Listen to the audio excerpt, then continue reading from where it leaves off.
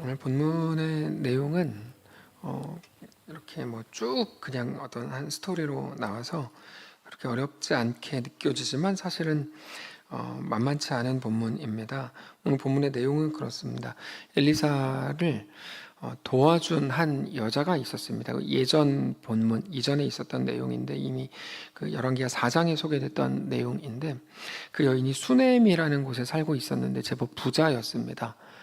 수예배를 쭉 같이 들으셨던 분 기억하실 텐데, 그래서 엘리사가 수넴에 올 때마다 먹고 쉬고 성경 연구할 수 있도록 남편과 잘 상의해서 자기 집에 침상과 책상과 의자와 촛대를 두고 언제든지 쉴 수 있도록 이제 잘 섬겼습니다. 그러다 보니까 엘리사는 늘 그 여인과 그 가정에 대해 감사하는 마음이 있었고 애착이 있었죠. 당연한 겁니다. 특별히 하루는 그 여인의 아들이 죽었었는데 그때 엘리사가 매우 특별한 방식으로 그 여인의 아들을 살게 했습니다. 그날 이후로도 이 가정과 엘리사는 계속 교제하면서 지냈습니다. 엘리사는 이 가정에게 이제 고마움과 애착이 있었기 때문에 항상 불편함은 없는지, 현실적으로 도울 일은 없는지를 물었고, 그때 이 여인이 유명한 이제 멋있는 말을 했죠. 나는 백성 중에 거합니다. 그게 이제 그 여인의 말이었어요. 아주 소중한 말이라고 말씀드렸죠. 나는 오늘 나를 살게 할 더 이상의 다른 은혜를 구하지 않습니다. 나는 주님 한 분만으로 충분합니다. 이런 고백입니다. 아주 멋진 고백입니다. 그러던 중에 하루는 엘리사가 오늘 본문에 보니까 이 여인에게 대뜸 가서 이 땅에 곧 기근이 올 거니까 빨리 다른 곳으로 대피해라 이렇게 이제 가르쳐 줬습니다. 물론 그때도 이 여인이 나는 지금 충분합니다라고 대답할 수 있었는데 이 여인은 그때는 그렇게 하지 않았고 아마 하나님의 사람의 명령이었기 때문에 그 말씀에 따르기로 합니다. 지금처럼 교통이 발달했던 시기가 아니었을 때 거처를 옮긴다는 거, 또 전혀 다른 문화권으로 갔다는 게 절대로 쉬운 일 아니었겠지만 이 여인과 그 가정은 하나님의 말씀에 순종하기로 한 겁니다. 그래서 2절에 어떻게 표현이 되어 있냐면 자기가 살려고 갔다 이렇게 안 되어 있고 일어나서 하나님의 사람이 말한 대로 행했다 이렇게 이제 되어 있습니다. 이 표현, 우리가 성경을 볼 때 이런 작은 표현들을 발견하는 게 엄청 중요합니다. 왜냐하면 우리가 자주 하는 실수인데 어떤 한 본문, 예를 들어서 뭐라 그럴까요? 돌아온 둘째 아들, 이런 본문 같은 경우에는 워낙 많이 들으셨다 보니까 또 제 설교를 들었으면 괜찮은데 워낙 TV나 이런 거를 통해서 막 여기저기서 막 주워 듣다 보니까 이게 정확히 그 속에 있는 어떤 중요한 메시지들을 보다도 그냥 큰 어떤 것들, 그러다 보니까 되게 작은 표현들에게 중요한 게 되게 많거든요. 그런 걸 다 놓치는 거죠. 오늘 여기에서도 8장 1절부터 6절까지의 내용에서도 여인이 일어나서 자기 살려고 갔다가 아니고 하나님의 사람의 말대로 행했다. 이 표현이 이제 굉장히 중요합니다. 하나님은 한 사람의 선택이나 말을 통해서 우리에게 무언가를 보여주시려고 하는데 그게 어떤 거냐? 이런 작은 표현들로만 확인되는 것들이 있어요. 이 여인은 자기가 살려고 한 게 아니고 분명히 순종하는 결정을 했다. 이거를 우리에게 먼저 보여주는 겁니다.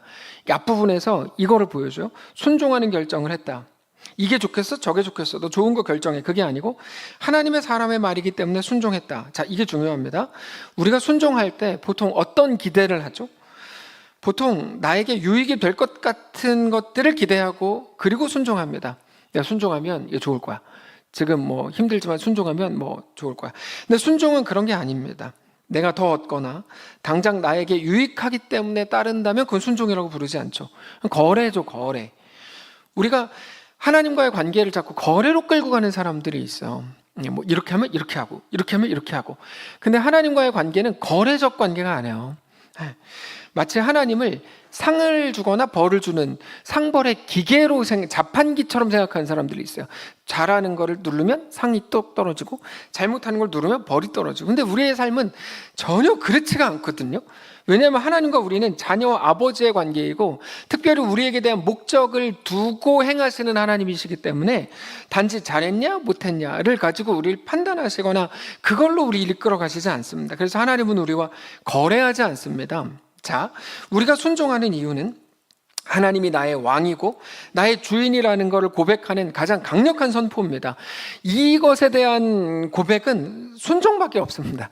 하나님 나의 왕입니다. 이걸 어떻게 우리가 고백할 거야? 입술로 고백하겠죠. 주님 나의 왕입니다. 근데 하나님은 우리 입술의 고백에 속지 않으시거든요. 결국 우리 삶의 선택과 결정을 통해서 내가 하나님이 나의 왕이라고 고백합니다. 난 주의 백성입니다. 라고 하는 걸 고백하는 겁니다. 내 삶의 결정을 통해서. 그래서 우리는 앞뒤 안 가리고 주님을 따르죠. 네.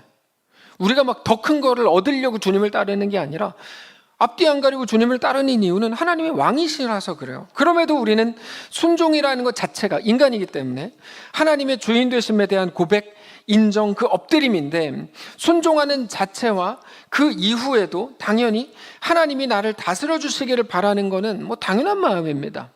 순종했으니까 잘 되겠지는 거래적인 잘못된 마음이지만 순종과 그 이후의 모든 삶도 다 주님의 것입니다. 이건 올바른 겁니다. 자, 이건 올바른 겁니다. 순종한 것 때문에 손해를 받냐 이득을 받냐는 전혀 별개의 문제입니다. 그러니까 조건으로 끌고 가는 거. 네가 내 말을 들으면 너는 뭐 어떻게 뭐 부자가 될 거야. 이런 식의 것들은 사실 성경에 소개가 되는데요. 소개되죠. 근데 그거에 대한 온전한 뜻에 대해서 우리가 다시 살펴봐야 될 필요가 있죠. 이 땅에서 쿠로미드 이재용 씨가 그분이 가장 뭐 예수 잘 믿는 분 아닙니까? 어떤 분들의 논리대로 하면 트럼프 씨 이런 분들 있잖아요. 뭐 김정은 씨, 푸틴 씨 이런 분들이 그럼 예수 잘 믿어야 돼요. 그분들의 논리대로면 예수 잘 믿으면 어떻게 된다 이렇게 되면 그러면은 그거는 아니죠.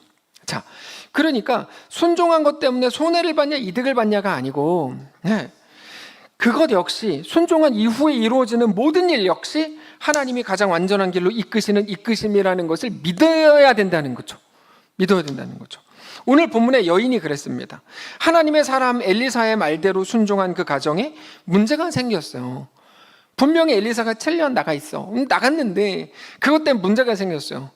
이 여인이 엘리사의 말을 따라서 블레셋에 갔습니다. 이방 땅이죠. 그리고 7년 살았습니다. 그리고 기근을 피해서 돌아왔으면 그것도 자기 살려고 했던 게 아니고 2절 표현대로 하나님의 사람의 말에 순종하려고 했던 거라면 어느 정도는 좋은 일이 있어야 되지 않습니까? 근데 이 질문이 좀 야릇한데 분명히 하나님이 주인이시기 때문에 순종한 거라고 했지만 그럼에도 순종했으면 하나님의 선한 도우심이 있어야 될 거 아닌가? 우리는 다 그렇게 생각해요.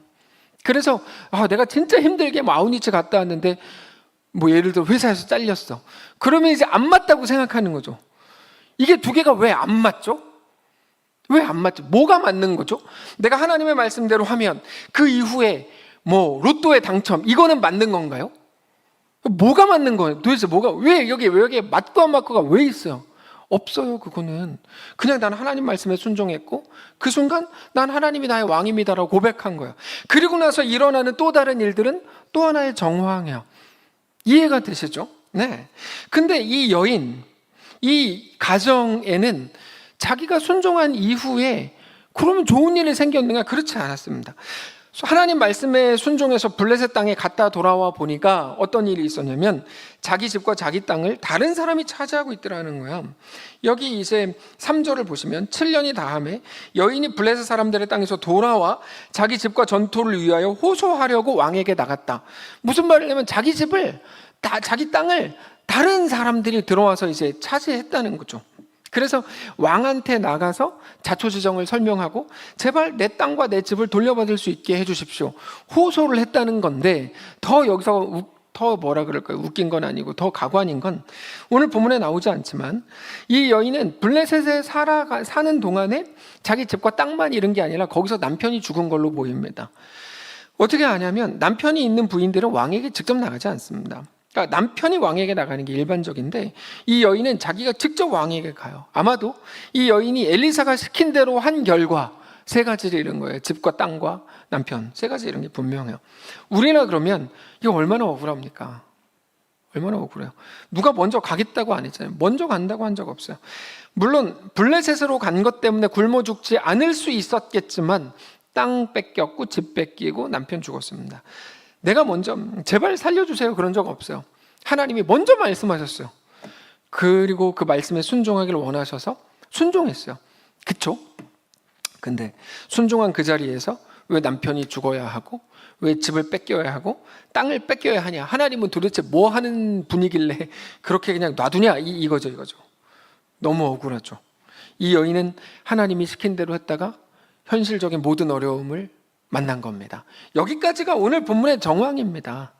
이게 정황이라고. 그러니까 오늘 본문을 보면서 야, 이렇게 했더니 복 받았어. 니네도 이렇게 해. 여러분, 그거는 사실 성경이 아니에요. 왜냐하면 성경은 사람의 훌륭한 점을 들어서 우리를 훌륭하게 세우시는 게 아니거든요. 성경은 뭡니까? 하나님의 행하신 일에 관한 거예요. 우리가 정말 계속 말씀을 듣고 묵상할 때마다 잘 구분해야 돼요. 다윗이 훌륭하다. 다윗처럼 하면 복 받는다. 여러분, 그건 사실은 그렇지 않습니다. 그거 아닙니다. 오늘 본문의 정황이 뭡니까? 하나님이 시킨 대로 그 여인이 했다. 그 결과 그 여인은 망했다. 예를 들면 이거죠. 우리에게도 그 자주 불안이 있습니다. 우리가 하나님의 말씀인 걸 알면서도, 하나님이 나한테 뭐를 원하시고 요구하시는지 알면서도 선뜻 말씀대로 행하지 못하는 이유가 뭡니까? 저는 다 말씀대로 행하는데요. 그런 표정이신데, 하나님의 말씀대로 행하지 못하는 이유가 뭐죠? 뭔가 잘못되면 어쩌지? 지금도 안 그래도 목사님 때문에 힘들어 죽겠는데 더 힘들어지면 어떡하지? 더 피곤해지고 더 불편해지고 심지어 더 불행해지면 어쩌지? 라고 하는 불안감이 있는 거죠. 그래서 지난 주일에 나누었던 예수님이 하라고 하신 그 기도 하셨어요? 지난 3일간? 주님, 나에게 원하는 게 있습니다. 이겁니다. 아멘. 이렇게 하셨죠. 그게 아니라 그랬죠. 나에게 원하는 게 있습니다. 그러나 내 뜻이 아니라 하나님의 뜻이 하늘에서 이루어진 것처럼 내 인생, 내 가정, 내 삶에도 하나님의 뜻이 그대로 이루어지길 원합니다라고 기도하기가 겁나는 거예요. 우리는 겁나요. 하나님의 뜻과 하나님의 원하심은 내가 바라는 것과 다를 것 같아가지고 왠지 하나님 너무 거룩하고 경건하잖아요. 근데 우리는 좀 냄새나는 기도를 자주 하잖아요. 그러다 보니까 하나님은 우리랑 좀 달라요. 그래서 무서운 거예요. 이 여인이라 그러면 하나님의 말씀에 순종한 것 때문에 남편 잃고 집도 잃고 땅도 잃은 것 같은 불안함, 그게 우리에게 있는 거죠. 근데 성도 여러분, 지금 일어난 일, 내 눈앞에 펼쳐진 모든 상황이 우리 삶을 그러므로 평가하는 기준이 되어서는 안 됩니다. 그거 진짜 잘못하는 겁니다. 왜 잘못하는 건 줄 아세요? 그렇게 되면 우리가 하나님을 모르는 자, 하나님이 그 마음에 없는 자와 다를 게 하나도 없게 되거든요. 하나님이 그 마음에 없는 것이 죄의 뿌리입니다. 보이는 대로 말하고, 보이는 대로 판단하고, 보이는 대로 상황에 맞게 울거나 웃고, 그래서 너희는 왜 내가 피리를 불면 춤추지 않냐? 뭐 이거죠. 세상이 피리 부는 대로 춤추고 세상이 막 곡하는 대로 같이 울고, 그거는 하나님이 주인인 사람의 모습이 아니죠. 우리는 오히려 오늘 본문을 통해서 우리 하나님의 행하시는 일을 보게 되시길 바라고 하나님이 누구신지를 온전히 알게 되시길 바라요. 자, 이 여인이 그렇게 하나님의 말씀을 따른 결과 모든 것을 잃었다고 생각되는 그때, 그러니까 3절의 그때 마침 왕이 엘리사의 사환 게하시와 함께 있으면서 엘리사를 잘 대접했던 여인에 대한 이야기를 듣고 있었습니다. 4절을 보시면 이렇게 되어 있어요. 그때 이렇게 되어 있죠. 그때가 언제입니까? 여인이 7년 만에 돌아왔는데 땅과 집과 남편 다 이런 그때 왕이 하나님의 사람의 사환 게하시와 서로 말하며 이르되 너는 엘리사가 행한 모든 큰 일을 내게 설명하라. 그랬더니 5절에 게하시가 곧 엘리사가 죽은 자를 다시 살린 일을 왕에게 이야기하고 있었어요. 그 다시 살린 아이의 어머니가 와가지고 왕에게 호소했다, 그거야. 여러분, 너무 신기하지 않아요? 너무 신기하죠. 왕과, 여러분, 게하시는 잘한 일이 거의 없는 사람이에요. 성경이 그런 일이 별로 안 나오는 사람이, 그러니까 성도 계시죠. 죄송합니다. 이거는 좀 아닙니다. 지금 한 거는 우리나라에도 계시가 있기 때문에 있죠, 계시. 네, 제가 지금 말을 잘못 쓸데없는 말 했습니다. 하여튼 근데 보세요. 근데 어쨌든 저 사람이 잘한 게 별로 없는 사람인데 그 사람이 왕과 얘기하는데 마침 그때 이 주제가 엘리사가 예전에 아이를 살려준 그 여인에 관한 이야기였어요. 그랬더니 왕이 그런 일도 있었어? 막 이랬거든요. 근데 그때 마침 당사자인 여인이 와서 제발 도와주십시오. 5절 게하시가 곧 엘리사가 죽은 자를 다시 살린 일을 왕에게 이야기할 때 그 다시 살린 아이의 어머니가 자기 집과 전토를 위하여 왕에게 호소하는지라. 그러니까 게하시도 깜짝 놀랐겠죠. 내 주 왕이요, 이 여자가 그 여인입니다. 저 아이는 그의 아들입니다. 곧 엘리사가 다시 살린 자입니다. 라고 이야기하는 거죠. 저는 하나님의 이런 방식이 정말 너무 놀라워요. 정말 너무 놀라워요. 정말 놀라운 타이밍이죠. 운이 좋았죠. 근데 그렇지 않습니다. 우리 하나님이 주시는 은혜 중에 어떤 은혜가 있냐면 놀라운 타이밍이라는 은혜가 있어요. 제가 자주 기도하는 내용이에요. 놀라운 타이밍. 하나님이 일하시는 방식 중에 하나예요. 운이 좋았다라는 말은 어쩌다가 좋은 일이 왜 일어났는지 모르겠지만 일어났다라는 말인데 우리 인생에는 그런 어쩌다가 없습니다. 하나님의 섭리와 이끄심과 다스리심과 하나님의 주권으로 가득할 뿐입니다. 마침 그 사람을 어떻게 만나냐고. 마침 그 말을 지나가다가 어떻게 듣냐고요. 하나님의 이 창의적인 역사가 우리 삶에도 가득합니다. 그래서 우리는 야 진짜 우연이야 뭐 이런 거 있잖아요. 근데 이거는 그 노사연 님도 우리 만남은 우연이 아니야 이렇게 하는데 우리는 그냥 우연이야. 운이 좋았어. 재수가 좋았어. 그냥 그렇게 하고 지나쳐 버리는데 우리 삶의 모든 순간이 하나님의 이끄시는 이끄심이라는 걸 여러분 꼭 기억해야 합니다. 하나님을 우습게 보면 안 돼요. 자, 그 순간에 이 왕이 어떻게 해결합니까? 이 여인의 원래 땅, 집은 물론이고 7년 전, 그러니까 여인이 블레셋으로 떠난 이후부터 돌아온 지금까지 그녀의 밭에서 난 모든 소출까지 계산해서 다 돌려줘. 이렇게 말합니다. 진짜 너무 대박이지 않아요? 6절. 왕이 그 여인에게 물음에 여인이 설명한지라 왕이 그를 위하여 한 관리를 임명하여 이르되 이 여인을 위하여 다른 관리까지 딱 임명을 했어요. 이 여인에게 속한 모든 것과 이 땅에서 떠날 때부터 이제까지 밭의 소출을 다 돌려줘라. 정말 너무 멋있는 것 같아요. 너무 멋있죠. 정말 너무 멋있어. 그래서 다시 예전처럼 살게 됐다. 이게 이제 오늘 본문입니다. 자, 우리는 이 본문을 가지고 한 가지만 나누고 이제 마치려고 합니다. 자, 그러면 어떤 사람들은 처음부터 아이고 아무 일도 없었으면 얼마나 좋았을까. 그러면 그냥 오늘 받은 게 100이에요. 만약에 오늘 6절에서 받은 게 100이에요. 근데 이 100이 50이 100이 된 게 아니라 100이 0이 됐다고 100이 된 거잖아요. 그러니까 이게 또이또이거든요. 이게 뭐냐라고 하는 거죠. 근데 그건 착각입니다. 왜 착각이냐? 이게 이제 가장 중요한 핵심입니다. 처음부터 100을 놔두고 100을 그냥 놔두게 했으면 좋았을 걸. 왜 0으로 했다가 100으로 만든 거를 100은 정확히 아니죠. 왜냐면 남편 잃었으니까. 0으로 했다가 90, 80이 된 게 왜 복이라고 말하냐? 자, 우리는 아무 일도 일어나지 않는 걸 최고의 복이고 최고의 형통이고 최고의 평화라고 생각하지만 우리 삶의 최고의 복은 하나님의 일하심을 한 번이라도 더 보고 하나님의 역사를 한 번이라도 더 맛보는 겁니다. 여러분 제발 착각하지 마세요. 하나님의 복이 뭐예요? 하나님의 우리에게 허락하시는 복은 하나님의 일하심을 한 번이라도 더 보는 거예요. 다른 게 어디 있어요? 다른 모든 거는 다 지나가 버릴 거예요. 아까 권사님 기도하신 것처럼 이 땅이 영원하지 않다는 걸 우리 매일같이 경험하면서 사는 사람들이에요. 우리에게 복이 뭡니까? 숫자가 어제 100 찍혔다가 오늘 0이 되면 그거 어디 갔어? 그렇게 되는 거 아닙니까? 그런 게 아무것도 아닌 거죠. 그런 게 아니라는 거죠. 우리에게 있어서 복은 한 번, 저는 이 문장을 설교 준비할 때 적을 때 전 너무 행복했어요. 우리 삶의 최고의 복은 하나님의 일하심을 한 번이라도 더 보고 하나님의 역사를 한 번이라도 더 맛보는 거다. 그래서 하나님의 왕되심, 하나님의 주권, 하나님의 이끄심 앞에 한 번이라도 더 엎드리고 그렇게 한 번이라도 더 하나님의 백성으로 무릎 꿇고 굴복하게 되는 게 최고의 복입니다. 왜요? 그 하나님의 언약이 우리 속에 계속 성취되는 거거든요. 하나님의 언약은 난 너희 하나님이 되고 너희 내 백성이 되리라잖아요. 그게 우리 삶에 계속 성취가 되는 거야. 아무 사건이 없는 게 복이라고요? 웃기고 있는 거죠. 그게 어떻게 복이에요? 여러분 최고의 복은 내가 하나님의 백성이 되는 것. 그러니까 아무 일도 없는 건 여러분 그건 절대로 평안일 수 없고 복일 수 없고 은혜일 수가 없는 겁니다.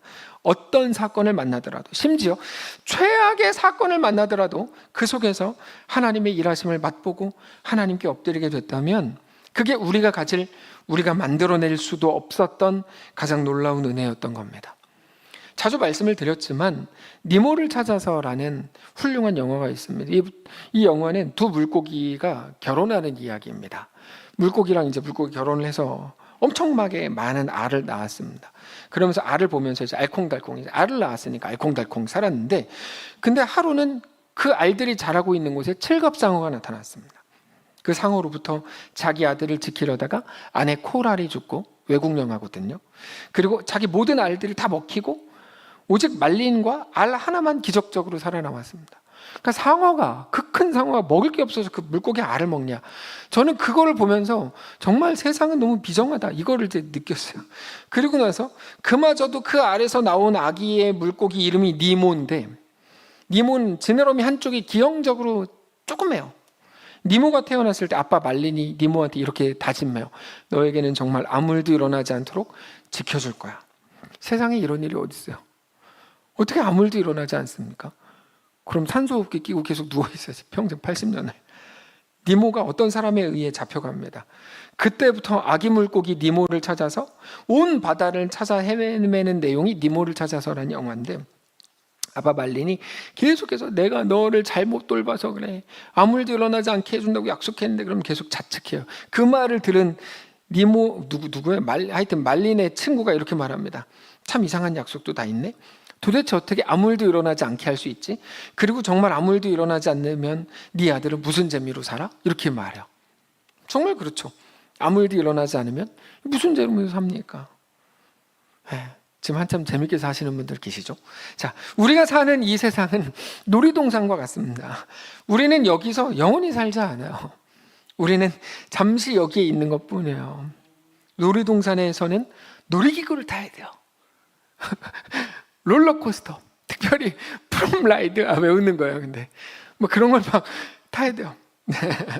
아니면 뭐 퍼레이드라도 보든지 사진이라도 찍어야죠. 왜냐하면 곧 집에 갈 거거든요. 여기는 영원한 게 아니니까. 우리 집에 가야 돼요. 여기서 뭐 하고 계세요? 집에 가야 된다고. 여기서 뭐 집 짓고 살고 있어요. 집에 가야 된다니까. 하나님이. 근데 아무리 그래도 고난이 재밌을 수는 없죠. 그럴 수는 없어요. 근데 영혼을 생각한다면 충분히 상상할 수 있는 한 가지가 있어요. 우리가 천국에 가면 무슨 대화를 할까? 이 땅에 있었던 일이 뭐 전부지, 뭐 우리가 뭘 합니까? 그때 그랬었는데 뭐 이런 거죠. 우리는 분명히 그걸 추억할 겁니다. 하나님은 우리를 왜 이 땅에 보내셨을까요? 생고생하라고요? 그렇지 않습니다. 표현이 이상하지만 재밌으라고 보낸 겁니다. 이 제가 만난 하나님, 재밌으라고 이 땅을 보낸 겁니다. 비록 여러분이 인상을 쓰고 있지만 하나님은 우리를 재밌으라고 보냈고, 재밌을 줄 알고 보낸 거예요. 재밌을 줄 알고. 우리가 하는 모든 고난과 어려움들은 영원토록 딱 지금만 겪는 일들이라는 걸 아셔야 됩니다.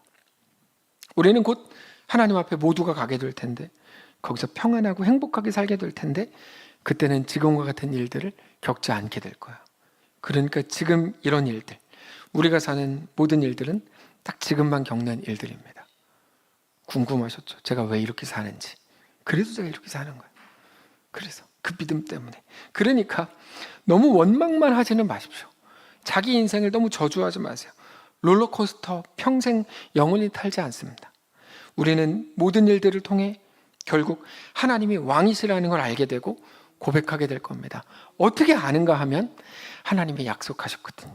로마서 8장 28절 하나님의 약속을 함께 읽겠습니다. 시작.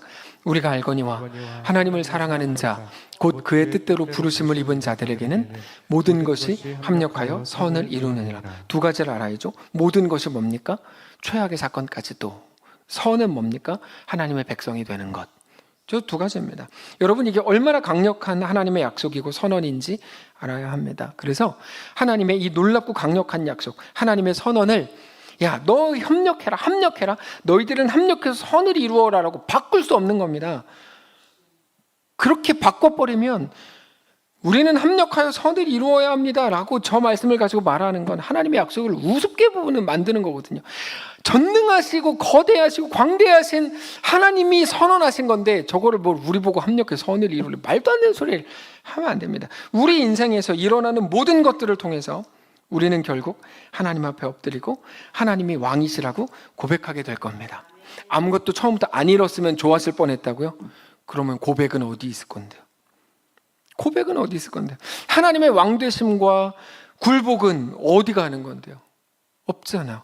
근데 그 모든 것들을 통해서 하나님 놀라운 분이십니다. 고백하면 100을 잃었다가 50을 얻어도 그는 비교할 수 없는 가치를 얻은 거죠. 그게 구레네 시몬입니다. 시몬은 예수님이 십자가 지고 가는 거를 구경했던 사람입니다. 예수님이 하나도 못 드시고 밤새 맞으시고 한숨도 못 주무셨기 때문에 십자가를 지고 골고다 올라가는 내내 쓰러지고 또 쓰러졌습니다. 그래서 군인들이 예수님을 아무리 때려도 그 무거운 십자가를 어깨에 메고 더 이상 갈 수 없었기 때문에 구경하던 구레네 시몬에게 대신 들게 했죠. 그래서 시몬은 억지로 십자가를 예수님 대신 지고 갑니다. 그게 그 사람 인생에서 가장 놀라운 복된 일이 됐죠. 우리는 무슨 일이 일어났는지를 가장 중요하게 여기지만 우리 영혼의 가장 중요한 관점은 어떤 종류의 사건이 일어났는가가 아니라 그 일을 통해 하나님 앞에 다시 한번 엎드렸는가? 하나님을 다시 하나님께 나아가서 나는 주님의 것입니다 고백했는가? 하나님이 나의 왕이시라고 알게 됐는가? 네, 그것이 가장 비교할 수 없이 중요한 일을 하는 거죠.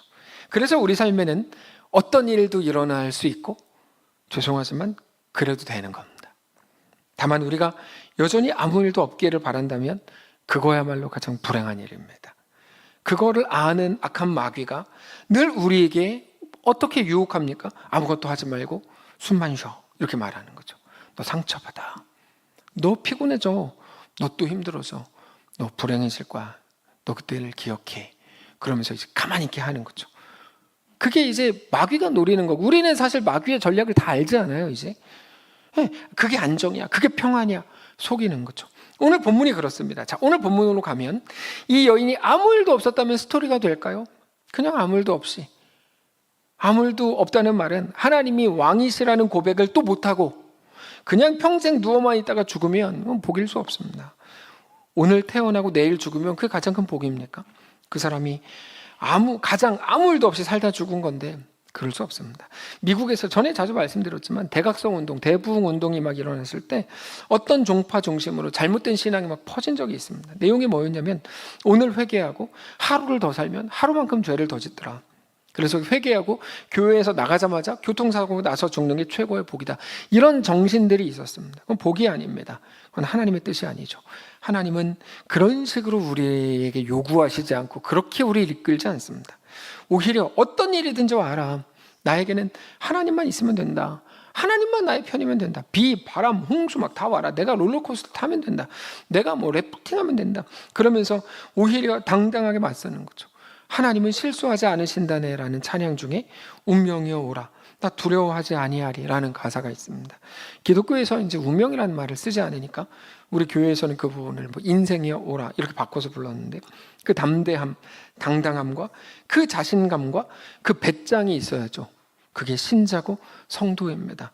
우리가 그렇게 당당하고 용감할 수 있는 이유가 뭐냐면 그거를 오늘 본문에서 우리가 찾을 수 있는데 한마디로 하면 하나님의 일하심 때문입니다. 재미있는 건 오늘 본문에는 하나님의 일하는 말은 나오지 않습니다. 그래서 게하시가 말했고 권력자였던 왕이 자기 권력으로 이 여자를 도운 것, 그렇게 나옵니다. 근데 우리는 이 모든 일의 중심에 하나님이 계시다는 걸 알고 있어요. 하나님의 타이밍, 하나님이 주시는 어떤 마음, 하나님의 이끄심이라는 거 다 잘 알고 있어요. 그러면 승리하신 하나님, 능력의 하나님, 전능한 하나님이 나의 하나님이라는 사실 때문에 우리는 더 담대하게 살게 되는 거죠. 요한복음 16장 33절, 이것을 너희에게 이르는 것은 너희로 내 안에서 평안을 누리게 하려 함이라. 세상에서는 너희가 환난을 당하나 담대하라, 내가 세상을 이기었노라. 내가 세상을 이기었노라. 그러니까 담대해라, 담대해도 된다 이거죠. 결국 우리 하나님이 누구신지 아는가에 따라서 우리 삶의 태도가 달라집니다. 우리가 믿는 하나님은 우리가 그렇게 막 불안해해야 되는 하나님이 아닙니다.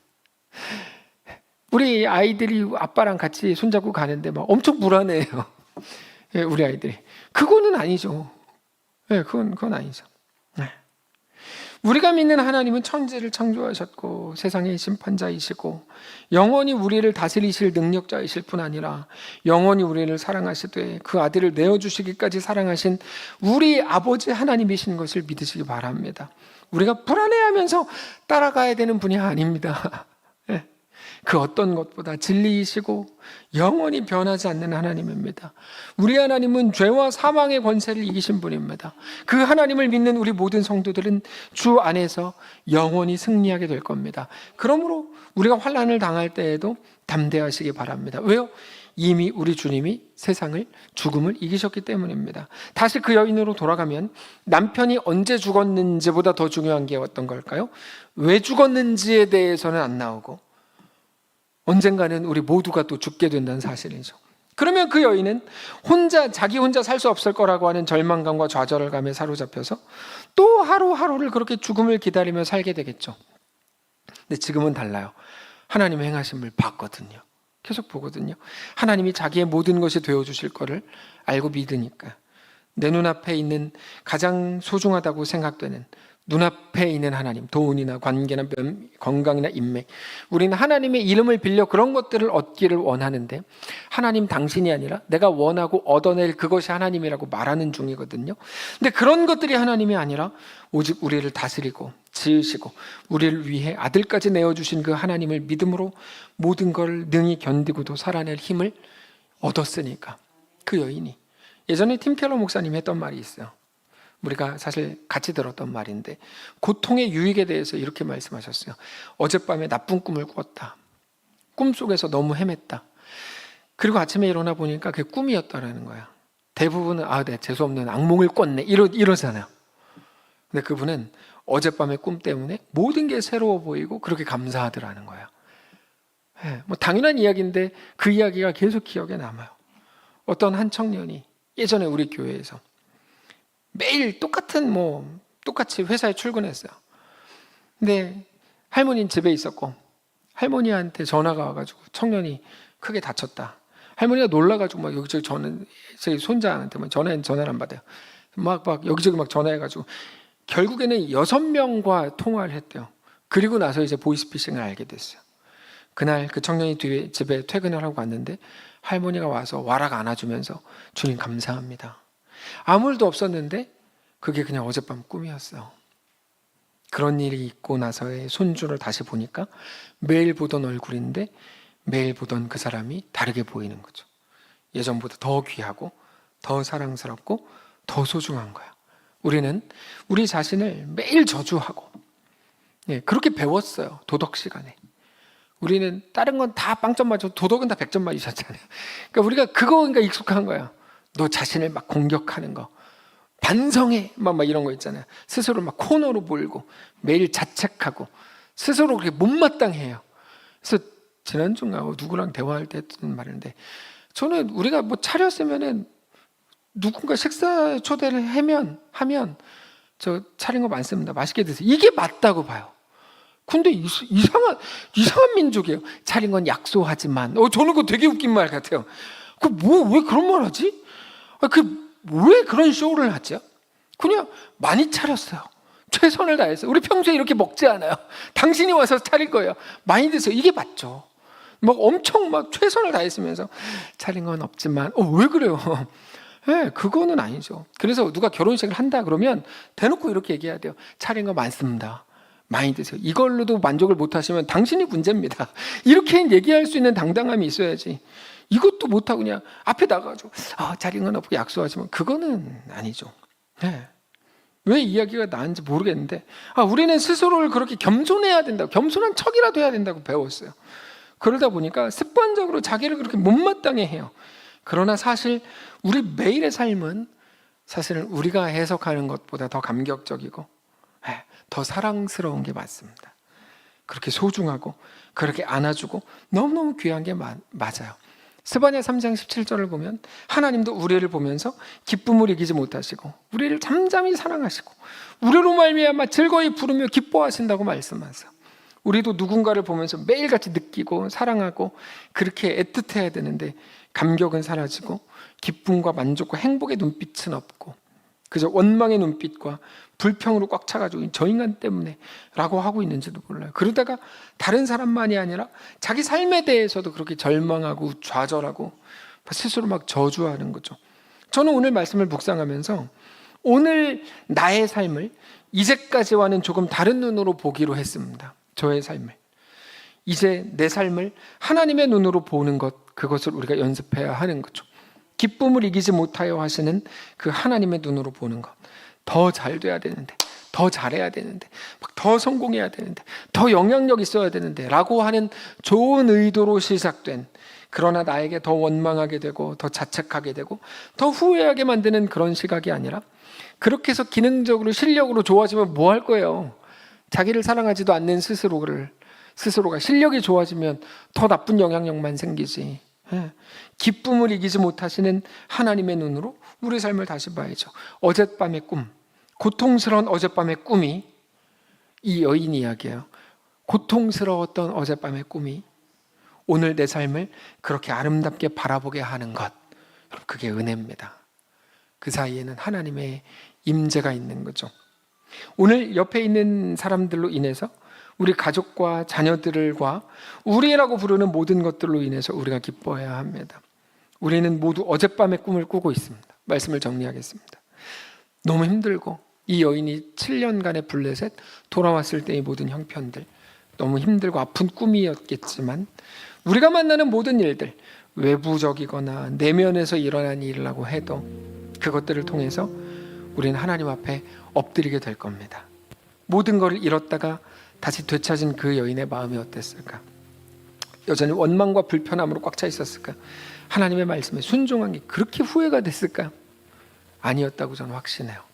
오히려 더 놀라운 걸 알게 됐을 거야.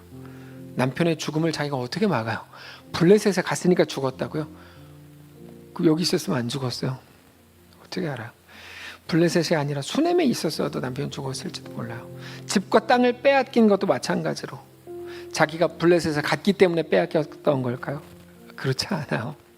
블레셋으로 가지 않았다면 그 사람 생각처럼 아무 일도 없이 행복하고 평안하게 살 수 있었을까요?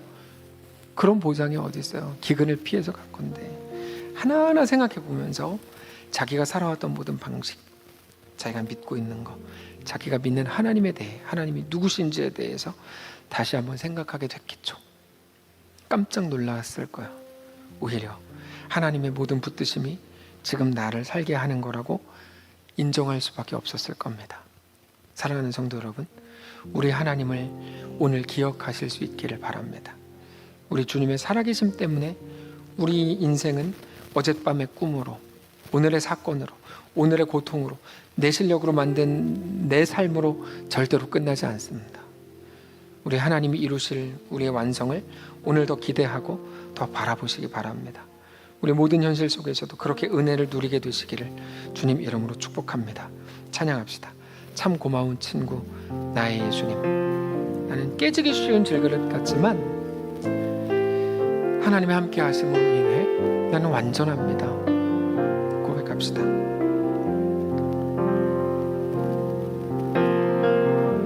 참 고마운 친구 나의 예수님. 나는 깨지기 쉬운 질그릇과 같으나 때로 낙심해도 포기치 않음은 예수의 생명이 내 안에 있기에 내 삶의 동행자, 내 삶의 동행자 나의 예수님. 나는 기대와 없는 어린 나귀 같으나 늘 쓰러지나 다시 일어남도 예수의 생명이 내 안에 있기에 아멘. 나의 약함은 나의 자랑이요, 나의 실패는 나의 간증이요. 그 여인이죠. 나의 아픔은 나의 영광이니 그 부르심 따라 내가 걸어갑니다. 다시 한번 합시다. 참 고마운 친구, 참 고마운 친구, 나의 예수님. 나는 깨지기 쉬운 질그릇과 같으나 때론 낙심해도 보이지 않으면 예수의 생명이 내 안에 있기에 내 삶의 동행자 나의 예수님. 나는 기대가 없는 질그릇과 같으나 늘 쓰러지나 다시 일어남도 예수의 생명이 내 안에 있기에 나의 약함은 나의 자랑이요 나의 약함은 나의 자랑이요 나의 실패는 나의 간증이요 나의 아픔은 나의 영광이니 내 부르심 따라 내가 다시 한번 합시다. 나의 약함은 나의 자랑이요 나의 약함은 나의 자랑이요 나의 실패는 나의 간증이요 나의 아픔은 나의 영광이니 그 부르심 따라 내가 거는 나 가난함은 나의 상급이요 나 가난함은 나의 상급이요 나 미련함은 나의 자랑이요 나 쓰러짐이 나의 고백이니 그 부르심 따라 내가 걸어갑니다. 잠시 기도하시기를 원합니다. 제가 예전에 늘 궁금하고 이해가 안 됐던 게 그거야. 뭐냐면 내가 마이너스 100이었는데 하나님이 그것을 다시 채워주시는 게 왜 은혜인가? 저는 그게 한동안 계속 이해가 안 됐어요. 정말 이해가 안 됐어요. 그래서 잠깐 혹했던 게 하나님이 더 풍성한 걸로 채워주셔. 아, 그럼 하나님 200으로 주시나 보다. 그냥 그렇게 생각했는데 말씀을 계속 묵상하면서 알겠어요. 그게 아니에요. 우리가 속은 거야. 그렇지 않았어요. 뭐냐면 그거를 통해 하나님 나의 왕이신 것을 다시 한번 깨닫고 내가 그 앞에 엎드리게 된 거, 그게 놀라운 말할 수 없는 기적이더라고요. 그래서 이 여인이 예전 같았으면 그게 뭐 그랬을 거야. 자기가 100만 금 뺏겼는데 100도 아니고 80 얻은 게 은혜라고? 근데 그게 아니었어요. 하나님의 왕되심을 알게 된 것, 내가 하나님의 언약 안에 다시 들어가게 된 것, 하나님 백성입니다 고백하게 된 것, 그 믿음으로만 아까 했던 고백을 하는 거예요. 나의 약함이 그래서 자랑해요. 내가 10만큼 이뤘는데 20을 두셔서 자랑이 아니에요. 내 실패가 그래서 간증이고, 실패한 것 때문에 하나님의 영광 안에 들어가거든요. 나의 가난함이 상급이고, 나의 미련함이 자랑이고, 낯설어짐이 고백이 되는 거죠. 조용히 묵상하며 기도하실 때 하나님의 크심을 깨닫고 내 모든 상황과 모든 내 현실과 이 땅에서의 삶을 하나님께 내어드립니다. 어젯밤의 꿈이 단지 악몽으로 남지 않게 하시고 놀라운 고백으로, 감격으로 빚어지게 하시옵소서. 조용히 묵상하며 기도하겠습니다. 기도합시다.